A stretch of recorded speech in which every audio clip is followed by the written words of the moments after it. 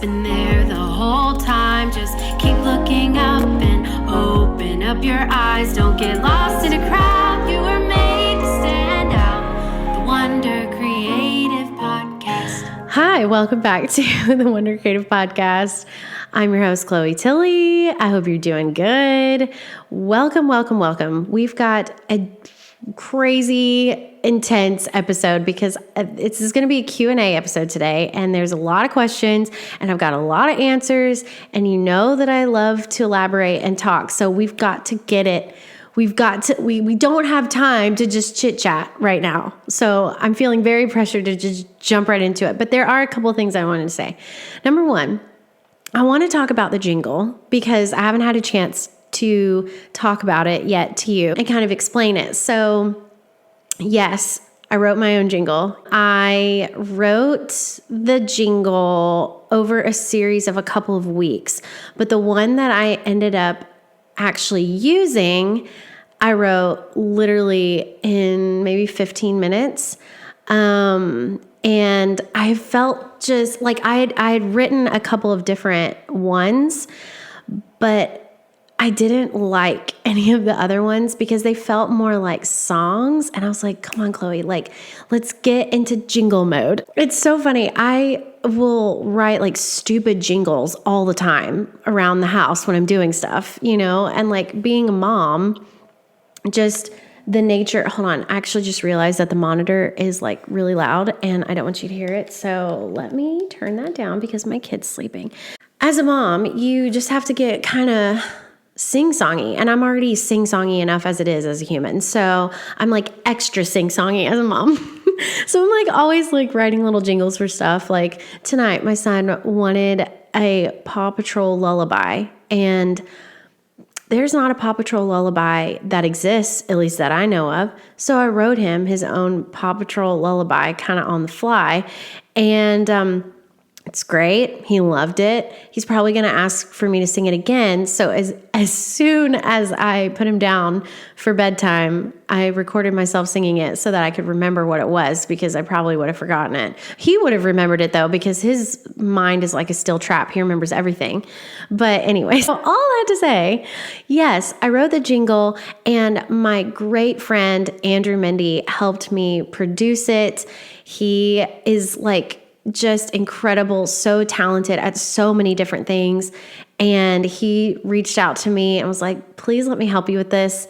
And it was so kind of him to do that because I really had no idea how to bring it to life. I didn't know anything about producing music or, getting a song from my piano or from my brain to actually live somewhere other than my brain or the piano. So major thanks to Andrew. He's also part of the Wonder Creative team. He does logo work for me, and I'm extremely grateful. And he's just been one of those like very key believers in this vision, and I'm just so grateful. So anyway, I wanted to give him like a major shout out because it's like so good. It's so good. He took a little voice memo and made it a whole thing. And it makes me so happy. So today's episode, as I said before, is a Q&A episode, and you guys asked some really great questions. And I just want to preface all of this by saying that I do not know everything. I do not claim to know everything, but I feel like there are things that I wish that I had known in previous seasons of being a business owner. If I can provide a perspective that can help somebody or make them not feel so alone in their journey or their process, like I want to do that. And that's what this show is all about. I want you to feel seen in what you do and supported. And so if I can do anything to help with that, I want to do it. So that's what this is going to be today. I don't want to beat around the bush because we've got a lot to get into. So let's go to the first question. Do you think your brand changes over time? This is a great question. And I'm going to kind of answer it just like initially how I took it. This could mean a couple of different things like visual identity, brand strategy, brand values, business model and structure. Like this could, mean a lot of different things. But one of the things that I kind of just thought of whenever I read this was we are humans running businesses. We are not robots. We are not machines.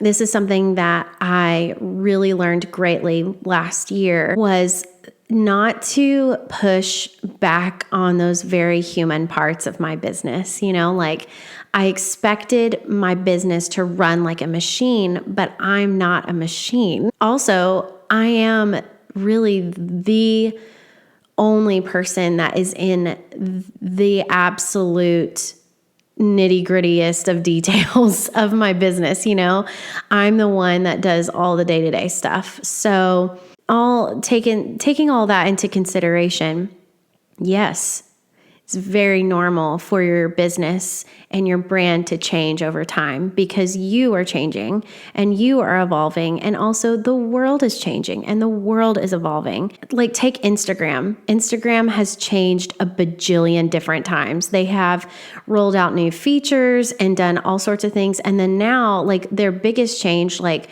really incorporating video into everything and photos not really being the central focus of the app.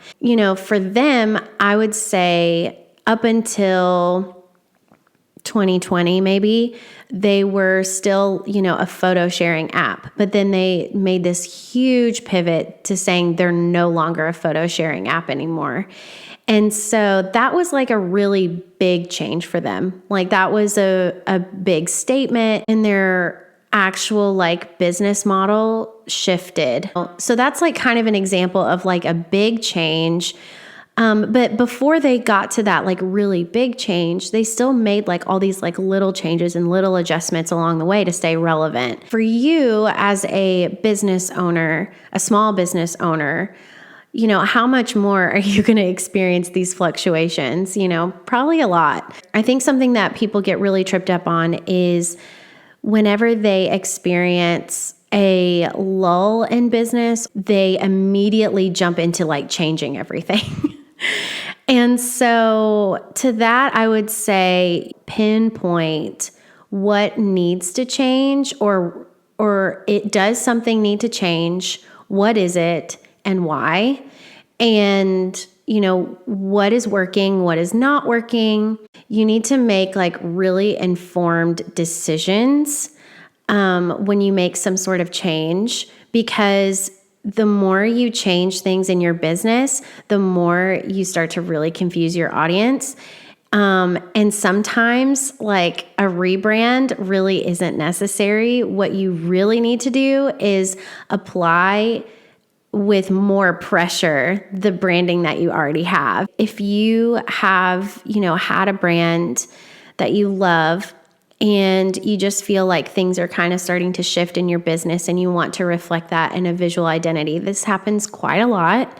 Make sure that that decision is based off of solid research that you've done in your own business before you invest again. You don't want to roll out a rebrand and be disappointed because really you didn't need to rebrand. You just needed to do something else. Something that should never change or should rarely change is your why and your values and your purpose, your mission, your vision, things like that. As you grow as a business, you learn a lot more about like your audience, and you learn a lot about yourself. So like whenever I started my business, I didn't really even know who my audience was. I didn't know even what I wanted. I didn't have those brand values mapped out. I didn't have any sort of brand strategy, nothing.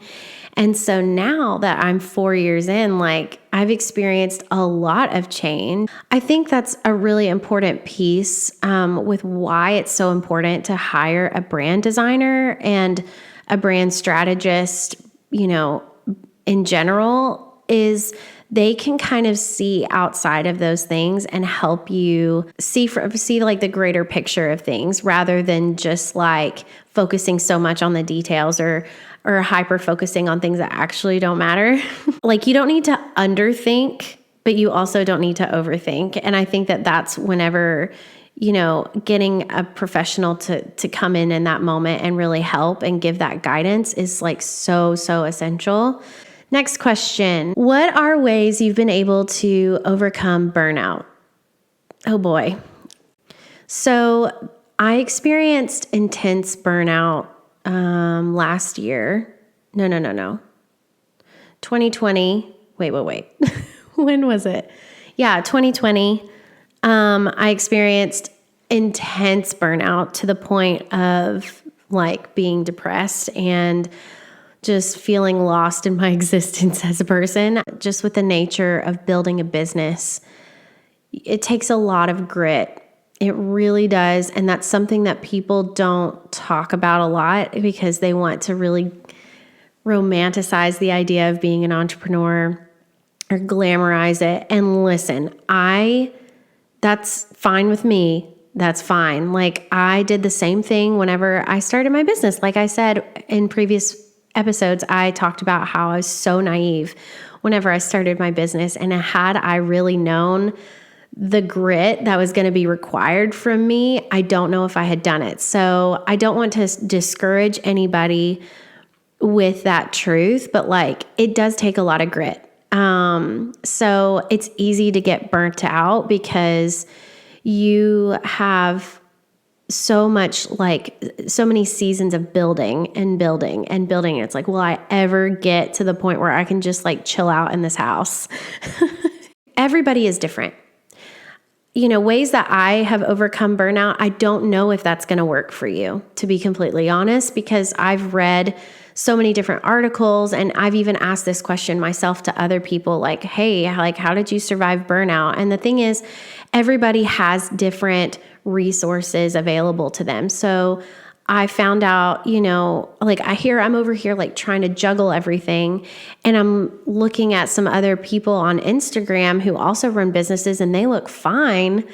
But what I don't know is that they have a house cleaner, or they only work 2 days a week, or they have been running their business for 10 plus years. So definitely finding a way to access rest regularly. Also explore some different options. Like for me, I had some options. I didn't have to work as much as I was working. And so I was able to pull back, but not everyone is able to do that.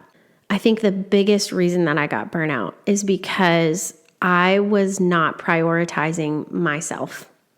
And I was just doing things for everybody else and just plowing past my needs as a person. And so whenever I started to love myself, to prioritize my health, whenever I started working out regularly, whenever I started going to bed on a schedule, things started to really shift. And I had immense support from my husband. I think a lot of times we get burnout because we get stuck in the monotony of the work that we're doing.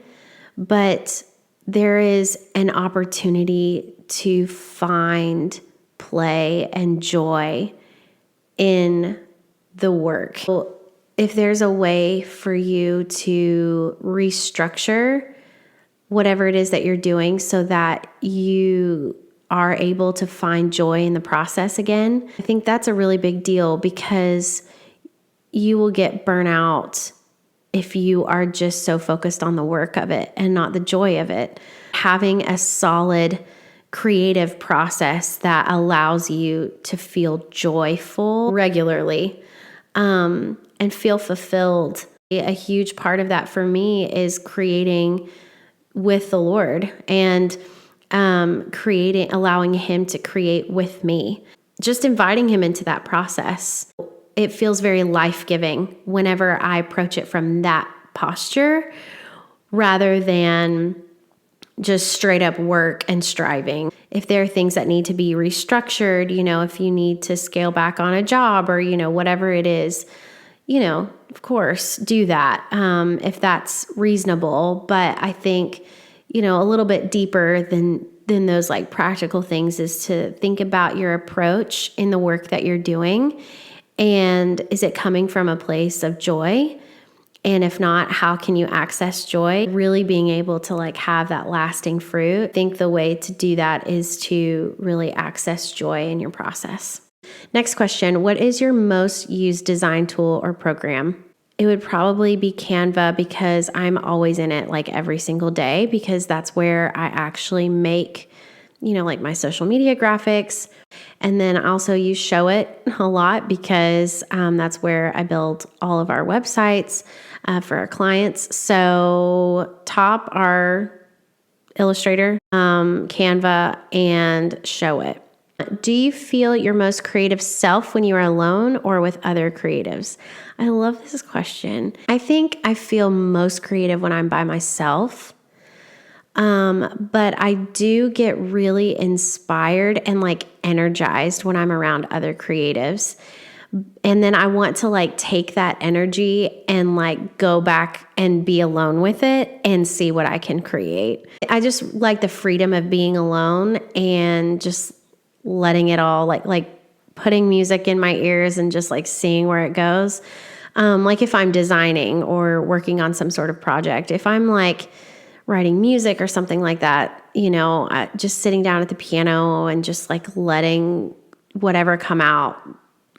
I definitely love being around other creatives regularly because it can get really isolating, being alone all the time. But I think my most creative self is when I'm alone.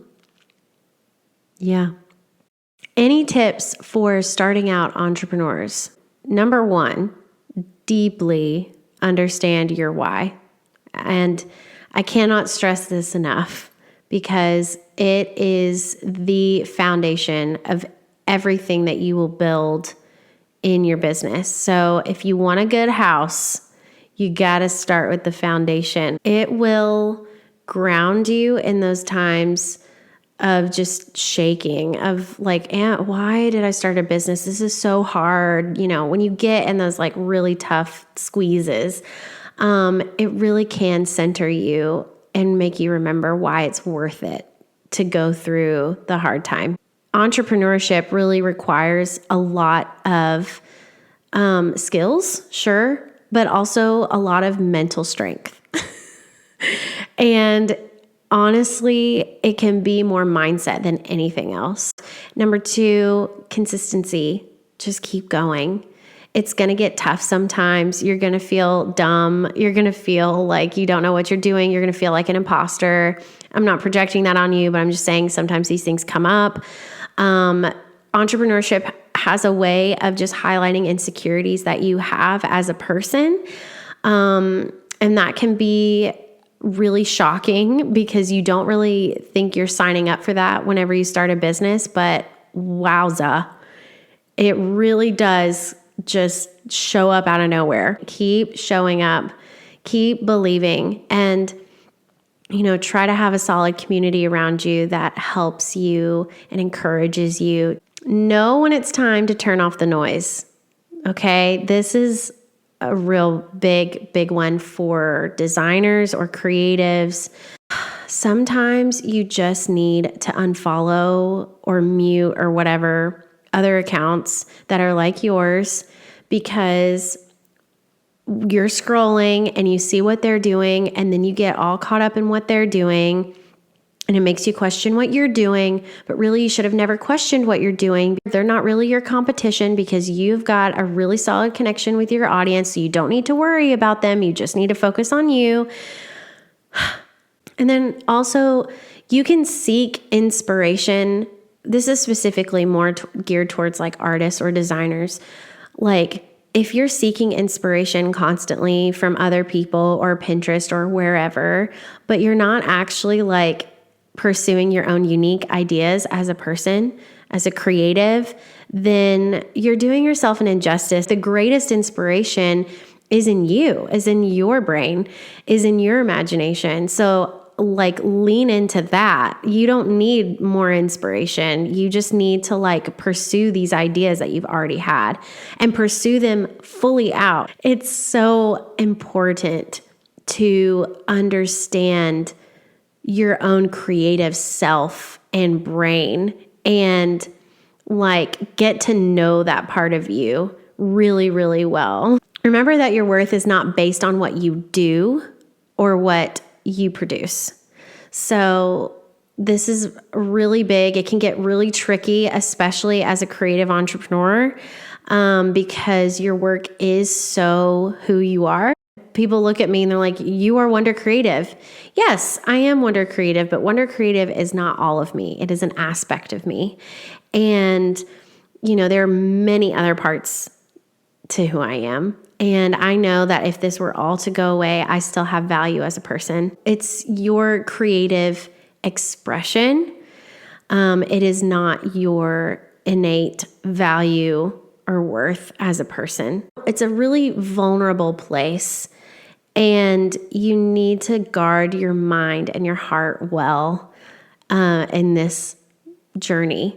Those were not very like practical tips, I guess, but they were more so mindset, heart things, which I tend to lean on more than anything because that has definitely been the biggest struggles of my business that actually held me back from doing the practical things. Like 9 times out of 10, I didn't do something practically in my business because I was facing the obstacle in my mind.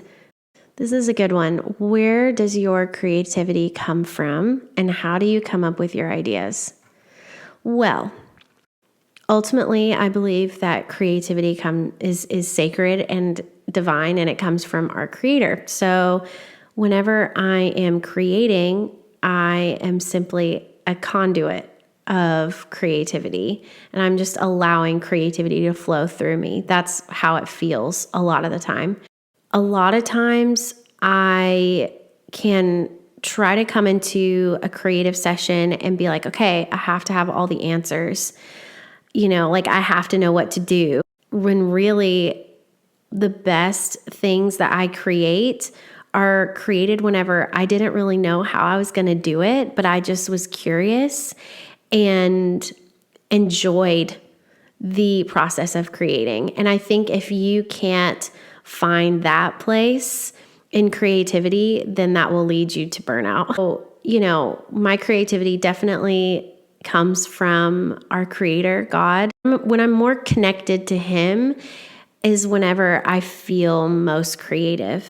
Whenever I am most connected to who I am as a person, I feel most creative. Practically, my ideas are pretty intuitive. They're very playful and curious. You know, as most people know, like I'm self-taught, so I don't necessarily come into each creative session having this whole like framework, just coming into like creating a brand. It looks different every time, honestly. I mean, I set it up the same way, but whenever I actually go into create, it looks different every single time. But I love like fantastical art, and I love layers. I love color. I love really bold typography. A lot of times, I just mostly try to lean into the client and their story and get inspiration from that. And then I'm like constantly like throwing things like on Pinterest, like, oh, I really love this brand. And oh, like I love this idea. And so sometimes I go over there and I see like if there's anything that I was already inspired by that would apply for this brand. And then of course, like me and the client will brainstorm together and create a Pinterest board together. So, you know, I love utilizing Pinterest in collaboration really with the client to create brands specifically. Okay, how do I start a business? So I know it sounds dumb, but you just need to start the business. If you're waiting for a moment where you feel ready, it's probably not going to happen. But I think you just need to start. And that doesn't mean like you have to go full scale. It can mean that you do something small. You do it on the side or whatever. And that's okay. That's still a start. Write down everything that you know about your vision for your business. Write it all down. Then start having conversations with other people. Show people what you've written down, and almost like as an accountability. So these people can like speak into your life about this business, or, start creating like some sort of community around you, because you should never, ever do business alone. Even if you are a solopreneur, you need to have people around you. Having these conversations with other people, saying it out loud and talking about it, it's almost like it brings it into real life and makes it real. Once you write it all out, then you will naturally see some next steps that need to take place. Plus, you'll probably realize that you knew a lot more than you thought you did. Ask yourself, what is absolutely necessary to get going? And then what feels exciting and doable to start doing now? But some very practical first steps. You need to make sure that your business name is available in your state. Purchase your website domain. If you know for sure, like that's what you want, go ahead and purchase that domain and any of the social handles that you can or want to utilize. Go ahead and grab those. Look into what's required as far as getting legally legit. Not totally necessary, but very helpful. If you want to invest in brand and web design one day, start a Pinterest board and start kind of collecting some inspiration, so you kind of are set up for that whenever it comes your way. This isn't as practical, but it's still important. So by all means, you need to research your industry and gather inspiration and all that jazz. But do yourself a favor and really guard your heart, because I was so hungry in the beginning to just understand everything. And you just don't. You're not going to understand everything when you start out. There are just some things that you just have to go through and learn as you go along. And that is 100% okay. But I ended up just like trying to stuff so much information in my brain to know everything, so then I could like feel validated and not so insecure. But honestly, it ended up creating so much noise in my head that I kind of lost. I wonder how much more quickly I would have landed on the greater vision of my business and like what I really wanted to do had I not done that. If you have a dream in your heart, guard it well and trust it with people that you can trust. Of course, imposter syndrome is going to try to creep in, but lean into who you are and what problems you are going to solve for other people by starting this business. Lean into what makes you different. Focus on that more than you focus on other people in your industry or other people that are doing similar things to you. Like, really get to know yourself before you even dabble in any of that stuff. Be careful who you follow on social media and who you're allowing, to speak into this dream, because when it's so raw and real in those early stages, you really want to allow it to grow the way that it needs to grow, very organically. You don't want to put pressure on it. How do you know if you should start a business? Well, I think a lot of times people want to start a business to make money. And obviously that's a very real part of being a business owner and owning a business.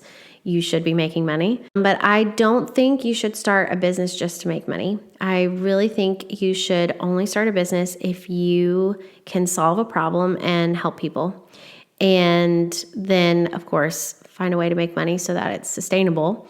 But I think a lot of times people focus so heavily on the financial part of starting a business, or even just like their own freedoms that they'll gain as a person. And all of that is super, super valid. But I think the only way to really sustain your business is to make sure that it is, and people can see right through it whenever you are doing it not for that, If you have an answer to a problem, start the business.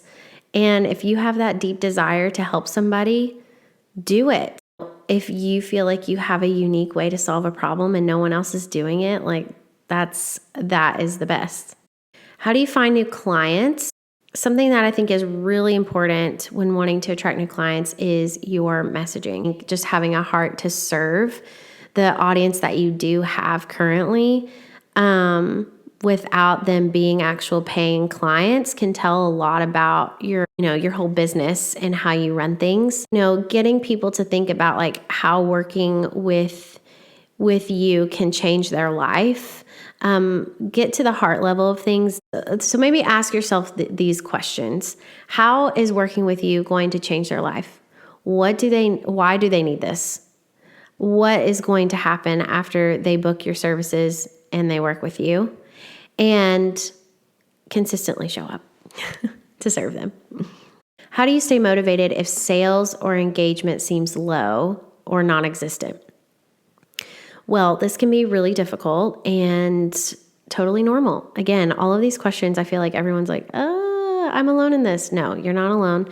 So totally normal. There is an ebb and flow to business, and it's important to work with it, not against it. If you have a lot of free time, work on something that is going to be beneficial for your business whenever it gets busy. And as far as motivation goes, I tap into my creativity. So if I just don't feel motivated, I don't feel excited about anything because my business is, slow at that time, I just try to tap into a new skill or a new creative venture that will kind of light a spark in me again and make me feel motivated to show up and be a better designer, be a better business owner, a better creative, a better artist. So, also remember your why. I'll never get away from this. Remember your why. When things are slow, when you feel like things are non-existent, you have to remember why you started your business. And that will kind of help direct you for what to do next. What are the most effective ways to use social media to support a small business? I think sharing your personal experience, sharing posts are great and super helpful, and we love that. But I think if you have some sort of personal experience or personal connection to the brand or the business, that goes a really, really long way. And so I think that that's a really big piece, because we're in a day and age where influencer marketing is crazy pants. And so people want to feel that personal connection whenever they make some sort of buying decision or, supporting a business or whatever. They need that connection. We're never going to lose that. It doesn't matter how many AI freaking features come out. We're never going to lose the human connection ever. So, but I don't really ask my audience to like my stuff or comment on my stuff just for vanity's sake. I really try to create content that provokes people to do those things if they want to. I don't think I should really ever have to ask. I try to create content that has a lot of value and is something that I know my audience will enjoy. So that's just a little tangent on that question. But I just think a lot of times small business owners can get a little greedy with share my post, and there's no shade in that. But I think if you are really delivering value, you won't really ever have to ask for people to do that. They will just do it. Top 3 ways you trick or talk yourself into showing up for life when you'd rather spend the day doing nothing. I think about the repercussions. If I don't show up today, what does that mean for tomorrow? Sometimes I will set up my phone and start a time lapse. Like if I'm putting off like a project or something, something in the process feels complex and I'm putting it off for that reason. So, or maybe I'm fearing that I'm going to fail and that's why I'm actually procrastinating, not because I'm lazy, but because I feel like I'm going to fail if I do this task. A big thing that I learned about procrastination is that it doesn't always mean that you're lazy or that you don't know how to manage time. Sometimes it means that you're just afraid of failure. Whoa. So sometimes I'll put up a time lapse of me working. So then I know it's on camera and it's like, okay, for the sake of the time lapse, let's do this. And then I know I can reuse that content if I want to, but it just it's almost like it's holding me accountable to actually do the work. I mean, listen, waking up every single day and running a business alone can really, you're not going to wake up every day feeling motivated. You're not. That doesn't make you a bad business owner, doesn't make you a bad person. It is completely unreasonable to think that you wake up every single day feeling like showing up and feeling like kicking butt. That is unreasonable. Do not hold yourself to that standard. Another big piece is I'm also a mom, as you guys know, and I don't want to have to take any more of my time away from my son than I have to. A good trick is just going outside and getting sunshine. I did that today. I did not really want to work today, if I'm honest. I was really, really tired because I stayed up really, really late the night before. But I was like, it's such a beautiful day. It's 67 degrees. I'm just going to go on a walk and I'm going to make coffee and then I'm going to see how I feel after the walk. And sure enough, by the time I got back home, I felt so good. A lot of times if I can just get my thoughts out, get my feelings out, journal something, a lot of times that helps. And that gives me a pathway because I guess sometimes there's all this junk in front of us and it feels like it's an obstacle for us to really find a way to get through the day. And so it's finding that pathway through all the junk to get through the day and not just get through, but enjoy it, So journaling, taking a walk, thinking about what happens if I don't show up today? What does that mean for future days? Thinking about Asher, all of that.